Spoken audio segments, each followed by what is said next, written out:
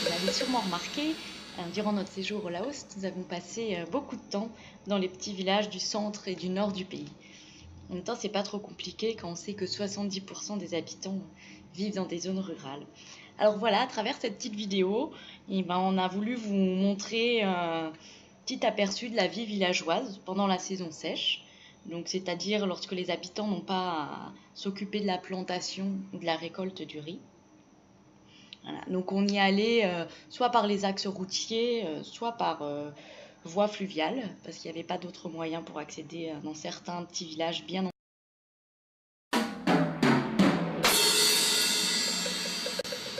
Donc là, vous pouvez voir des familles qui fabriquent des briques dédiées donc à la construction des bâtiments et des maisons. Voilà. Donc ici, elles les placent pour un premier séchage et ensuite, elles les mettent dans les fours. Et voilà les briques au final. Ici, vous avez des adolescents, des adultes qui travaillent dans les champs de tabac. Voilà, donc ils ramassent les feuilles, les grandes feuilles, déjà un petit peu jaunies par le soleil. Et ensuite, ils récupèrent toutes ces feuilles et ils les amènent dans des grands fours qui sèchent tout doucement ces feuilles de tabac, comme vous pouvez le voir ici. Voilà. Donc ces fours, il faut les entretenir jour et nuit. Donc il y a des personnes, là, vous voyez, qui dorment sous ces bâches pour alimenter les fours. Donc une fois que ces feuilles sont bien séchées, elles sont emmenées dans des usines pour finir en fameuses cigarettes. Donc dans d'autres villages, par contre, elles ne sont pas séchées dans des fours, mais simplement grâce à la chaleur du soleil, comme vous pouvez le voir ici.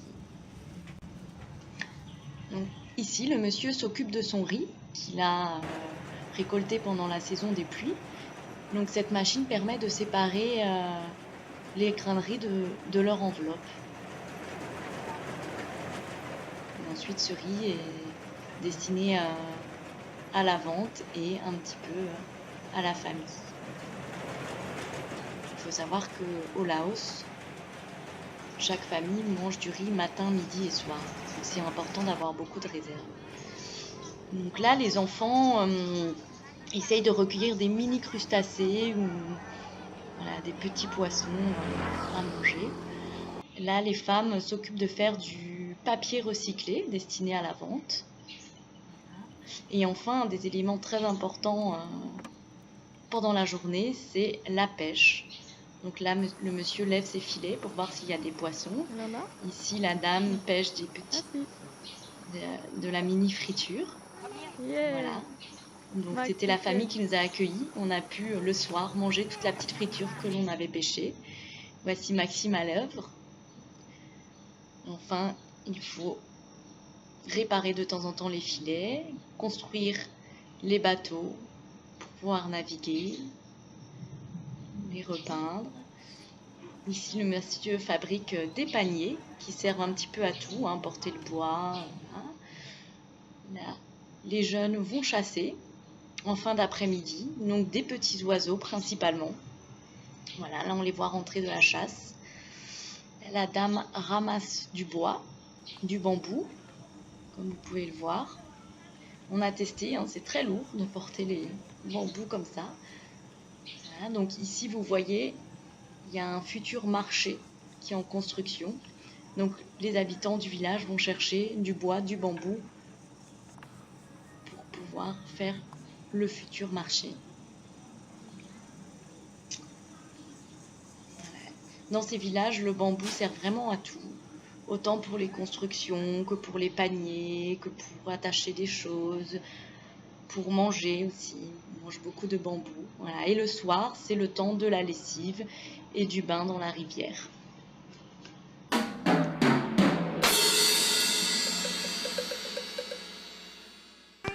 Heureusement, après ces longues journées de travail, les Laotiens laissent place à un petit peu de détente.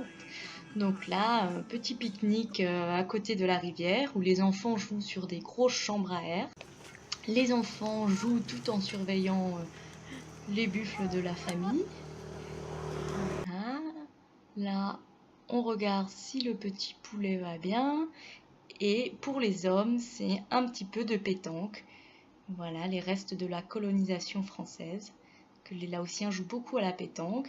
Si Max déguste l'alcool local. Et une petite partie de Kato. C'est un jeu qui se joue avec une balle de bambou. Voilà, donc on peut jouer avec les pieds et toutes les autres parties du corps, sauf les mains. Voilà, un petit jeu de cartes ou encore un jeu de dames avec des capsules de billes. Et enfin, nous avons pu assister à un mariage où se mêlent grand repas de famille et danse traditionnelle. Il faut savoir que les filles se marient très tôt au Laos, dans les petits villages, autour de 16-18 ans. Voilà, le couple de mariés en habit traditionnel avec Maxime.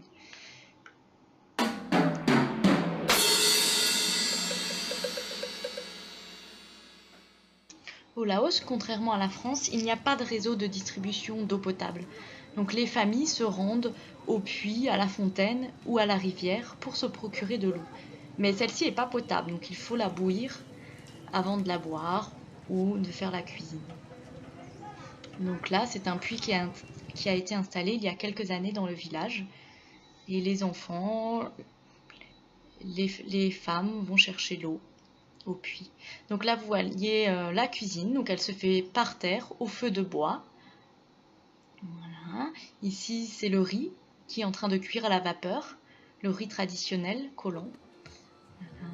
Et la petite friture que nous avions pêchée l'après-midi même. Voilà. Que nous sommes en train de trier avant de la faire frire dans la cuisine de la famille. Donc ici, on voit des hommes en train de décortiquer un cochon. Et voici les petites boutiques pour se procurer les autres aliments qu'on ne trouve pas forcément au grand marché qui ont lieu tous les jours dans les petits villages. Voilà la camionnette.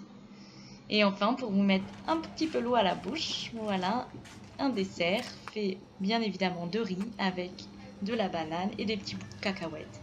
Tout ça, ça chauffe tout doucement dans des feuilles de bananier. C'est délicieux.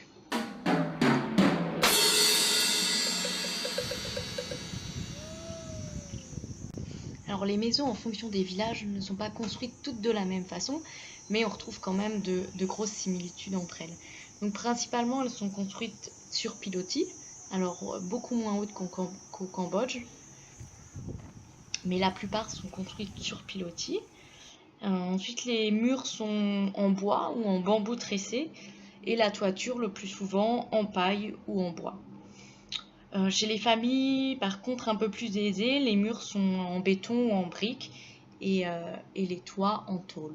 Voilà, donc là, vous pouvez apercevoir quelques maisons traditionnelles dans les petits villages.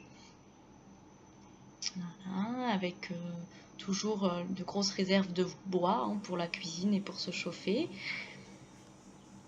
Et ici, un petit aperçu de la maison dans laquelle on a vécu. Donc, voici la porte par laquelle on rentre. Ici, la pièce centrale où nous mangeons, assis par terre, et également la pièce où dort la famille. Voilà, sur des nattes qu'ils rajoutent à même le sol. Et là, on rentre dans la cuisine. On peut apercevoir au fond le coin cuisson. Il y a les restes de cendres du petit feu d'à midi. Et voici les ustensiles avec les petits paniers en osier et les grosses casseroles. Alors voici les sanitaires. Donc la plupart des gens vont aux toilettes dehors ou sinon dans ces sanitaires. On se lave à la rivière ou à la fontaine. Et voici une petite retenue d'eau avec une turbine qui est installée et qui permet au village d'avoir l'électricité pendant 1 à 3 heures à la tombée de la nuit.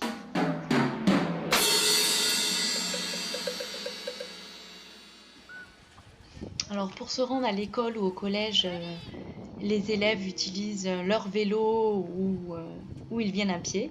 Là, ils peuvent parcourir des fois des dizaines de kilomètres avant d'arriver à l'école. Alors il faut savoir que les établissements dans les petits villages reculés, ils sont très simples. C'est parfois même les habitants qui les construisent eux-mêmes. Donc voilà, vous pouvez apercevoir ici une école ainsi qu'un collège. Et là, une salle des professeurs, voilà, avec les classes et les fameux tableaux noirs.